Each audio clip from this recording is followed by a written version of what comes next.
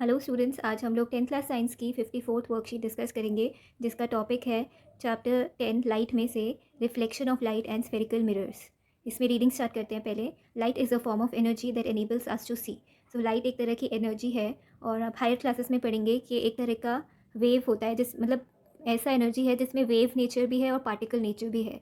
तो इसमें प्रॉपर्टीज़ आगे देखते हैं। प्रॉपर्टीज़ ऑफ लाइट, फर्स्ट है, it does not require any medium to travel. तो क्योंकि इसमें वेव नेचर होता है, तो इसमें कोई ये अपने आप ट्रैवल कर सकती है और इसको कोई मीडियम नहीं चाहिए ट्रैवल करने के लिए। और रेस के फॉर्म में ये ट्रैवल करके स्ट्रेट लाइन होते हैं लाइट के, स्ट्रेट रेस जिसको बोलते हैं।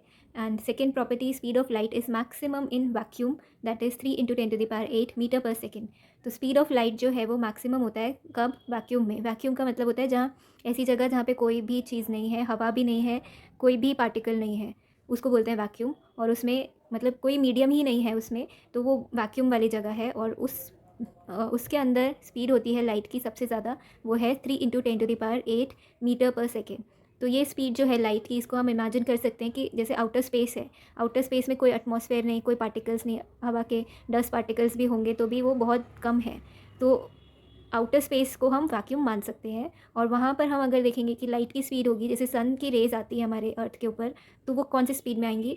उनका स्पीड रहेगा इतना, 3 × 10⁸ मीटर पर सेकेंड। और आपको मालूम है सन से अर्थ तक जो डिस्टेंस है, उस डिस्टेंस को कवर करेंगे अगर इस स्पीड से, तो मैक्सिमम टाइम जो लगता है सन की रेज को अर्थ पे आने के लिए, दैट इज़ 8 मिनट्स। ठीक है। नेक्स्ट इसके बाद है रिफ्लेक्शन ऑफ लाइट। रिफ्लेक्शन का मतलब है कि कोई चीज़ एक बार आके टच करके वापस जा रही है। ठीक है। That is bouncing back of light when it strikes on a polish surface like mirror.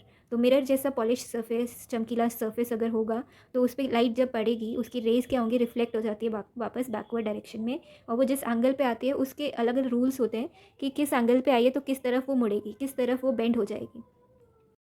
तो नेक्स्ट है स्फेरिकल मिरर्स। दो टाइप्स के स्फेरिकल मिरर होते हैं। एक है कॉनकेव मिरर, जिसको कन्वर्जिंग भी बोला जाता है। दूसरा है कॉन्वेक्स मिरर, जिसको डाइवर्जिंग भी बोला जाता है। अब इसमें क्या डिफरेंस है? स्फेरिकल मिरर पहले देखते हैं। स्फेरिकल मिरर क्यों बोला जाता है इन्हें? आपने प्लेन मिरर देखा होगा अपने घरों में, जो एकदम स्ट्रेट होता है, रेक्टेंगल शेप में या कोई भी अलग शेप में हो, लेकिन उसका शेप जो होता है, एक्चुअल मिरर का जो ग्लास का शेप होता है, वो स्ट्रेट होता है एकदम। और यहाँ पर जो हम देख रहे हैं, ये थोड़ा कर्व्ड है। और ये कर्व कैसे बना? ये जो ग्लास की एक बॉल आप इमेजिन कर सकते हो कि एक गोल सी बॉल होती है, उसको कट करके बनाया गया है, तो इसलिए हम इसको बोलते हैं स्फेरिकल मिरर। अब मिरर है तो उसमें एक रिफ्लेक्टिंग साइड होती है, एक रिफ्लेक्टिंग सरफेस जिसको बोलते हैं, और एक होता है पॉलिश सरफेस। तो अगर कॉनकेव मिरर है, तो कॉनकेव मिरर में केव वाली साइड, जो मतलब जहाँ पे गुफा बन रही है या गड्ढा बन रहा है, वो साइड जो होगी वो रिफ्लेक्टिंग सरफेस होती है। और उसके पीछे की साइड जो होती है पॉलिश की जाती है सिल्वर क्लोराइड के, सिल्वर के सॉल्ट से, और उसका पेंट किया जाता है पीछे से, ताकि वो जो सरफेस है रिफ्लेक्टिंग सरफेस बन जाए। जैसे पानी होता है एकदम, जैसे हम पानी में देखते हैं झील के पानी में, तो हमें वापस अपनी रिफ्लेक्शन दिखाई देती है। तो वो चीज़ जो रिफ्लेक्टिंग सरफेस, शाइनिंग सरफेस होती है, वो पॉलिश करने से आती है। तो कॉनकेव मिरर होगा तो उसका रिफ्लेक्टिंग सरफेस, ये सी जिस तरफ बन रहा है, केव जिस तरफ बन रहा है उस तरफ होगा। और इसका ऑपोजिट है कॉन्वेक्स मिरर, जिसको डाइवर्जिंग बोलते हैं। इसका रिफ्लेक्टिंग सरफेस होगा मतलब ऑपोजिट साइड में, जो स्मूथ बल्जिंग साइड है। ठीक है। तो बल्जिंग साइड में यहाँ पर कॉन्वेक्स मिरर का रिफ्लेक्टिंग सरफेस होगा, और पॉलिश सरफेस उसके ऑपोजिट सी शेप जहाँ बन रहा है उस तरफ होगा।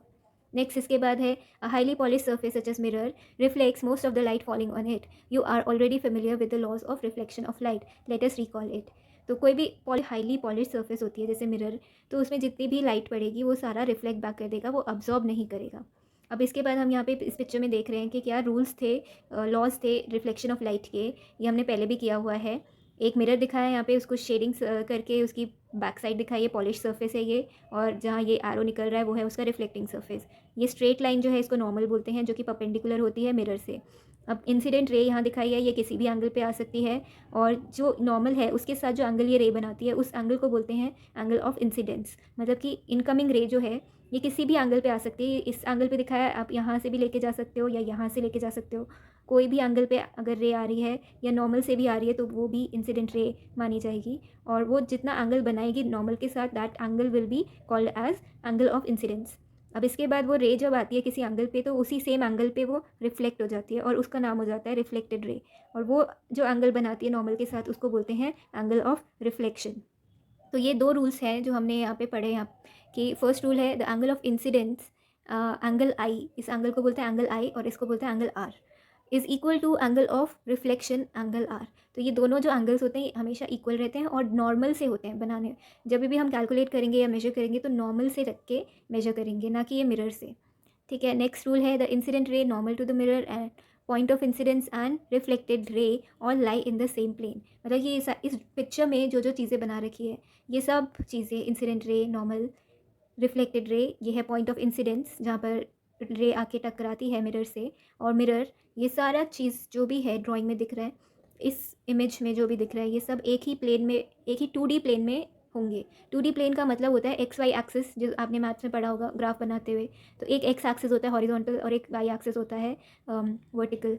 तो वो दोनों मिला के एक रेक्टेंगल प्लेन बना लेते हैं, और उसी प्लेन में अगर कोई चीज़ मिल रही है हमें तो वो उसका 2D प्लेन होगा, 2 डायमेंशनल प्लेन होगा, उसी में रहेंगे ये सब चीज़ें। अगर हम एक और एक्सिस लेते हैं, सपोज जेड एक्सिस लेते हैं, जैसे मैं यहाँ पे आपको ड्राइंग करके बताती हूँ। सपोज़ ये हमारा एक्स एक्सिस है और ये वाई एक्सिस है। ठीक है, अब इनके परपेंडिकुलर हमने एक और एक्सिस ले लिया, ये एक्स था, ये वाई था, और ये जेड एक्सिस। तो अगर ये हमने एक और एक्सिस ले लिया जो सब एक दूसरे से 90 डिग्री एंगल पे हैं, तो ये क्या हो जाएगा, एक तरह से यहाँ पर भी ये 90 डिग्री का एंगल बन रहा है। तो ये एक 3D प्लेन हो जाएगा जिसमें एक प्लेन यहाँ है, एक प्लेन यहाँ है और एक प्लेन यहाँ है। पर अगर 2D प्लेन की बात करेंगे, 2D प्लेन में क्या होता है, सिर्फ 2 एक्सिस होते हैं, एक एक्स एक्सिस होता है, एक वाई एक्सिस होता है, और कोई भी पॉइंट्स हो वो सब उसी एक्सिस में मिलेंगे। और ये जो प्लेन होता है ये 2D प्लेन है। ठीक है, 2D और ये है 3D। तो आई होप ये आपको समझ में आया होगा डिफरेंस। तो ये रूल है, सेकेंड रूल है कि जितनी भी चीज़ें हैं यहाँ मैंशनड, ये सारी चीज़ें और ये पॉइंट, ये सब एक ही 2D प्लेन में मिलेगा।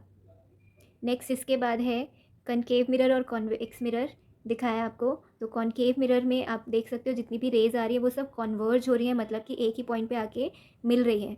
और कन्वेक्स मिरर को डाइवर्जिंग मिरर कहते हैं, इसलिए जितनी भी रेज आएंगी वो सब वापस रिफ्लेक्ट होंगी और दूर जाएंगी। मिरर के पीछे जो लाइंस बना रखी है डॉटेड लाइन से, ये इमेजिनरी लाइन्स है, ऐसा कुछ होता नहीं है क्योंकि ये पॉलिश सरफेस है इस तरफ, तो ये लाइन्स इसके पीछे जा ही नहीं सकती है, बस ये इमेजिनरी लाइन्स है। और एक्चुअल जो लाइट रे आती है वो इधर से रिफ्लेक्ट बैक होके दूर जाती है, और यहाँ अगर लाइट रेज आती हैं तो वो रिफ्लेक्ट होके एक तरफ वो कॉन्सेंट्रेट होने लग जाती है, कन्वर्ज होने लग जाती है। तो ये डिफरेंस है कॉनकेव मिरर में और कॉन्वेक्स मिरर में। अब इसके बाद है रूल्स फॉर मेकिंग रे डायग्राम्स और इमेजेस फॉर स्फेरिकल मिरर। तो स्फेरिकल मिरर हमने देखा 2 तरह के होते हैं। ये स्फेयर दिखा रखा है आपको, ये स्फेयर को काट के एक साइड से हम कोई भी टाइप का मिरर बना सकते हैं। अगर हम उसकी ये अंदर की साइड पॉलिश कर देंगे तो वो कॉन्वेक्स मिरर बनेगा, अगर बाहर की साइड पॉलिश कर रहे हैं तो वो कॉनकेव मिरर बन रहा है।